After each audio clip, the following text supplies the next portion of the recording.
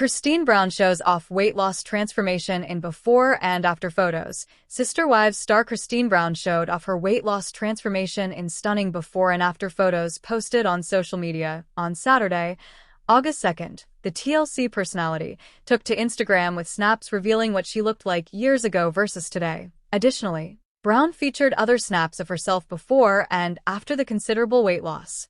In the post on the MLM plexus, she also showed how other women had changed. "I've lost 45 pounds. Not because I found a magic fix, but because I found accountability, support, and the right tools," Brown said. Her fans praise her accomplishment in the comments. "Great results," said one person on Instagram. Another person said, "Results. Girl, you look and I bet you feel great." Another said, "You look great, and you look so happy." Another fan on Instagram said, "Wow." Earlier this year, Christine's ex-sister wife, Robyn Brown, shocked everyone with pictures of her own weight reduction metamorphosis. But Kody and Mary's romantic connection had been over for months. The cameras had stopped filming, and the world had gone on. Fans were talking about it on social media, but behind all that noise, both of them were going through a quieter journey. Mary had left Flagstaff and gone on a soul-searching retreat in Utah. Her B&B in Parowan had become more than just a business. It was a safe place where she hosted empowerment weekends for women, sharing her story, her heartbreak, and, in the end, her strength. She wasn't hiding her pain anymore. She was changing it. Kody, on the other hand, stayed in Arizona, still dealing with the problems that came with having multiple wives, including Robyn, who was the last wife to stay with him. But things weren't peaceful. Kody's temper, which used to be reserved for private moments, now boiled over all the time. Robyn, who felt the pressure of being the last wife standing, became withdrawn and lonely. Even she started to wonder what they were holding on to. Mary got a handwritten note at her in one day, out of the blue. "I don't know why I'm writing this. It might be guilt. It might be regret. Or maybe I just want to see my friend again." Kody. It stopped her in her tracks. For the first time in a long time, it wasn't about healing a marriage or being selected. It was just honest. Mary thought about whether or not to react. She read the letter over and over again, thinking about what each word meant. Finally, she wrote back. "You didn't simply lose a wife, Kody. You lost someone who was always there for you, even when it wounded me. We might not be able to go back. I miss my friend too, though." And just like that, things changed. There was a new, strange rhythm after that. Kody and Mary were no longer married, and were no longer trying to be. They started writing letters to each other regularly about their lives, what went wrong, and things they had never said out loud during their 30 years together. It wasn't romantic or dramatic. It was just two people unlearning patterns. They decided to meet at Zion National Park, a spot they had gone with the kids decades before. It was a neutral area, away from TV cameras and family conflict. Mary wore a denim jacket that Kody had given her. Kody came in quietly, looking older than she recalled, but somehow gentler.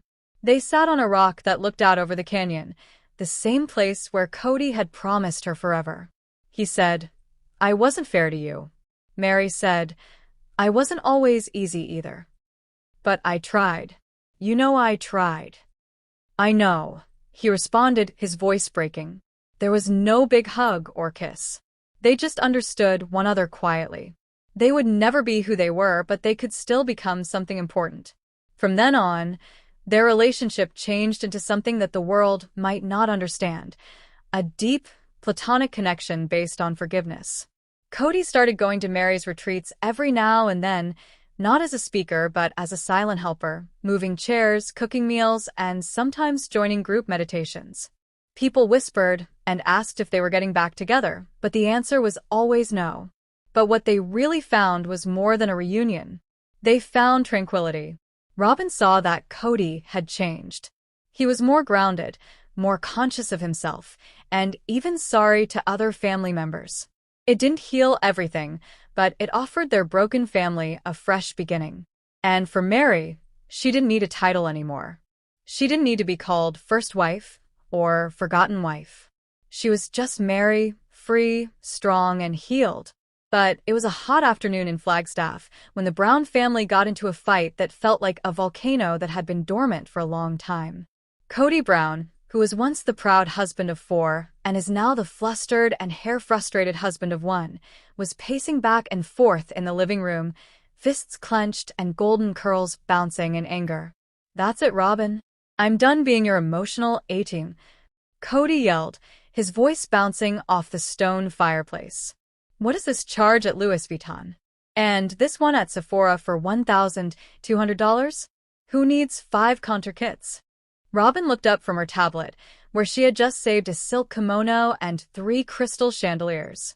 Her mascara was already threatening to run off. "Cody," she continued, her voice shaking but strangely calm, "I was doing it for us.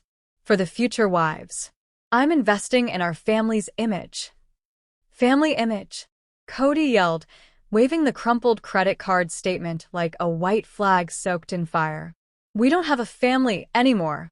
Christine is gone. Janelle is ghosting me. Mary is in Utah pretending to be Beyoncé. And you're building a freaking shopping mall in our house with my money." Robyn straightened up straight, as if she were about to give a sermon. "Well then," she said sharply, "if you're so unhappy, maybe it's time we got some help. New wives. Wives who make money." Cody stopped moving. "What did you say?" Robyn picked up her iPhone and opened Tinderpolig, a dating app just for polygamists. "I said I'm finding you new wives," she added. "You want peace? I want shopping. You get sister wives, I get store credit." Robyn took matters into her own perfectly manicured hands within days. She held a Meet Cody mixer at a Flagstaff Crystal Healing Center. 15 women showed up, all dressed in earth tones and carrying homemade bread, kombucha, and vision boards. Cody sat in the middle, confused and a little scared, while Robyn acted like the host of The Bachelorette. Robyn proudly said, "This is Cody. He loves hair care products, long talks about being a man and being a father to kids whose names he forgets. Who wants to go on a group date?" A few women raised their hands, and Cody blinked. Lunare, a yoga teacher from Sedona, stated, "I'm not into materialism. I live off the grid. I believe in celestial marriage, but only if the husband practices deep silence every morning." Tiffany Moon, an Albuquerque Bitcoin investor, muttered, "Can we just skip to the part about getting a credit card?" Cody glanced at Robyn in shock. "These are the wives you chose." Robyn shrugged. "They were the only ones who didn't block me when I asked if they liked Cole's cash." Cody sat alone in the dark living room later that night, thinking. He used to dream of big family dinners and women laughing together. Now, he was one step away from a TLC remake dubbed Sister Women, the financial collapse. Robyn walked into the room with a shopping bag and an optimistic expression. "Look, babe, it's on sale for $899. Cody put his hands over his face and said, "I miss Mary." Robyn sat next to him and patted his back. "I miss her credit limit too." The story goes on as Cody deals with a world of new spouses, emotional outbursts, and never-ending Amazon delivery. He wonders if there will ever be serenity in a house where love and receipts pile up at the same rate. But it had been a difficult summer in Flagstaff. The sun was hot above the dry ground, but within the Brown family houses, it was the chilly feelings of hatred and estrangement that hurt more than the Arizona heat. Cody Brown stood alone on the porch of Robyn's house, arms crossed, watching the sun go down. His brow was furrowed, not in thought, but exhaustion. 4 marriages, dozens of children, and now 4 emotional hurricanes spinning in different directions. He sighed. Things weren't like they used to be. Mary was looking through old pictures in her own house.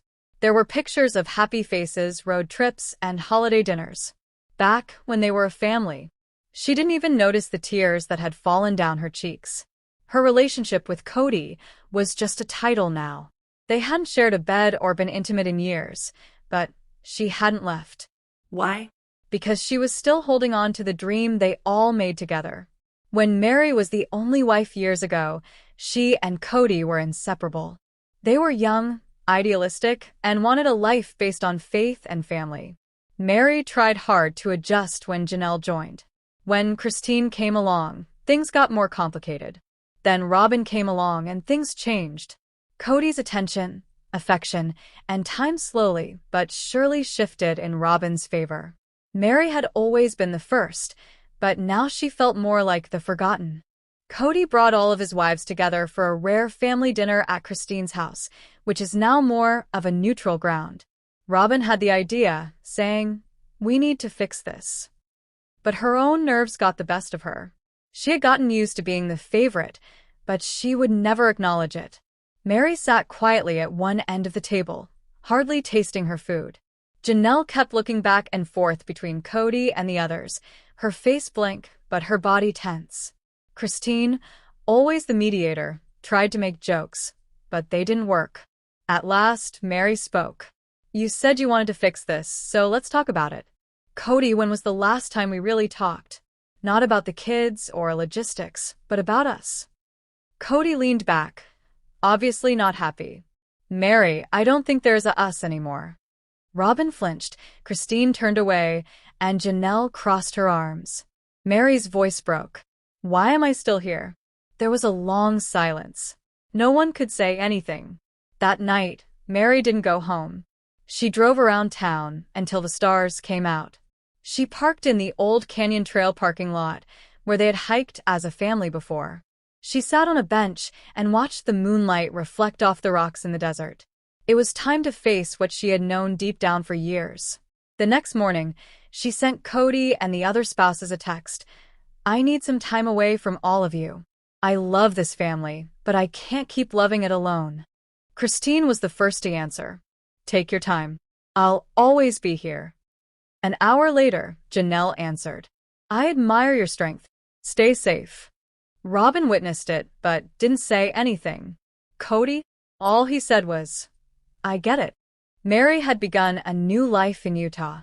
She opened a modest inn in Parowan and began writing about healing, independence, and finding her self-worth again after a spiritual heartbreak. Her following increased, and women thanked her for being honest. Kody's family was never the same again.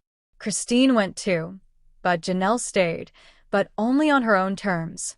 Robyn, who was now the only wife living with Kody, realized that the peace she thought she desired came with being alone. Meri, on the other hand, felt at ease for the first time in years. Meri appeared on stage at a women's convention in Salt Lake City, looking very sure of herself. "You don't have to stay where your soul is wilting. Love should lift you up, not leave you behind. I will always honor the family I helped build, but I will never again give up my own life to keep it standing." The hall was packed with loud applause. And in a quiet Flagstaff living room, Kody watched her address on YouTube. He was alone, but he finally listened. But Meri walked along the edge of the Coyote Pass property, and the autumn leaves crunched under her boots. The wind was strong, and it blew strands of her golden hair across her face. She stopped by the wooden fence post that she and Kody had put up together years ago, when they still believed in their dreams of a shared family compound. It was quiet now, too quiet, in fact, but her heart was anything but. Meri carried the folded letter in her jacket pocket that she never meant to give Kody. It contained everything: anguish, love, longing, and acceptance. She wrote it after the counseling session last spring, when Kody indicated he didn't see them as being in a real marriage anymore. She recognized the moment was one of the most emotional of her life. After Kody's remarks hit like a hammer, the room was quite quiet. He had added coldly, "I don't see us as married." And then he looked away. Meri blinked once, then twice. But the tears didn't wait for permission. They flowed freely, bringing with them years of holding back and being strong for the family. "Do you not see us as married?" she murmured. "Then what are we, Kody? What have we been all these years?" His jaw tightened. "We're friends. We co-parent. We have a history together. But this isn't a marriage anymore." It felt like a knife cutting through memories. Were all the laughing, the first dance at the wedding, and the secrets shared under the stars just lies? Meri had nodded then, not because she agreed, but because she gave up. She wasn't ready to battle for someone who had already given up. Meri drove alone that night. The desert seemed to go on forever, just like the empty aching in her chest. She passed the old cafe, where Cody once surprised her with a bouquet of sunflowers. A bitter smile came onto her lips. She thought about how Robyn now had Cody's love, attention, and sacred designation as his emotional center. But even regardless of all that, Mary still felt like she was linked to him by invisible threads that she wished she could break but couldn't. Weeks later, something out of the blue happened. They were recording a part of the show at a family reunion. There was a lot of tension. Christine had already left, and Janelle was distant. Robyn tried to help, but the problems were too deep. Mary stood alone on the porch with her arms crossed. Cody walked out gently with a cup of coffee. At first, he didn't say anything. He simply looked out at the lowering sun. Then he reached out and pulled her into a short, awkward hug without saying anything Humphrey. It just lasted a few seconds. But that was the first time he had touched her in a long time. Mary froze in his arms. She wanted to cry, scream, or hold on. But all she said was, "Thank you." He didn't say anything. That moment didn't repair anything. It didn't mend the past. But it did remind her that even broken hearts may beat in time for a little time. Mary dropped the letter from her fingers while standing near the fence. The wind snatched it up and tossed it across the dry grass. She smiled a little. She didn't have to give him the letter. She was already working on a fresh chapter that didn't include Cody in it. And at that moment, her tears weren't because she was sad. They were from letting go. But the sun in Arizona gave the quiet desert town a golden glow as Mary Brown sipped her morning coffee on the porch of her newly renovated Airbnb retreat. It had been months since she and Cody had officially broken up in every way possible, emotionally, legally, and spiritually. The air felt different now. It was lighter and quieter, and her heart wasn't heavy anymore. Season 19, Episode 13 only showed a small part of what she was really going through. She looked calm on camera, but behind the scenes, Mary was changing everything she thought she was. She was smiling, talking about independence, and running her small business. Mary packed up the last of her things from Flagstaff, leaving behind the memories they had made together. The cameras caught her looking at old pictures of herself as a younger woman with Cody, filled with hope. That girl didn't know how much strength she would need, she whispered to herself as she put the frame in a box labeled Past, Not Forgotten. She headed north, toward Utah, where her late mother's resided. That area had always meant freedom and legacy to her. It was there that she wanted to start over, not just in terms of her body, but also in terms of her mind. Mary enjoyed being alone at the inn. The video team was more like background noise now. She started trekking early in the morning, writing in her diary under tall pine trees, and meditating, which she used to roll her eyes at during family gatherings. Mary talked about her feelings on camera. "I thought I was worth something because of a relationship that didn't have much room for me. But now, I know I can take up a lot of space, big, unapologetic space." She started offering retreats for women's empowerment at the inn. Many women from all over the country, many of whom had followed her journey on Sister Wives, signed up. They came with tears, confusion, and stories of being left behind, but they also came with hope. Mary gave them more than just hugs and advice. She gave them a plan for how to start over.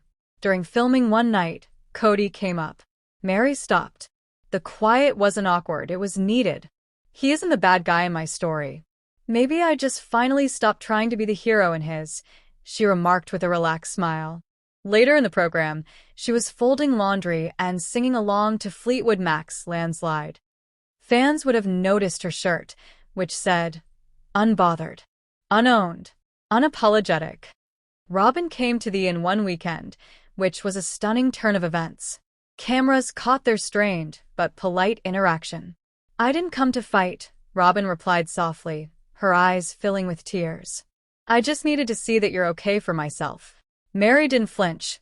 She offered tea. "I'm better than okay, Robyn. And who knows, maybe one day you'll find your own version of this." They hugged goodbye, something neither of them expected but both needed. At the end of episode 13, we saw Mary on the front porch of her inn with the mountains in the background and the sun sinking.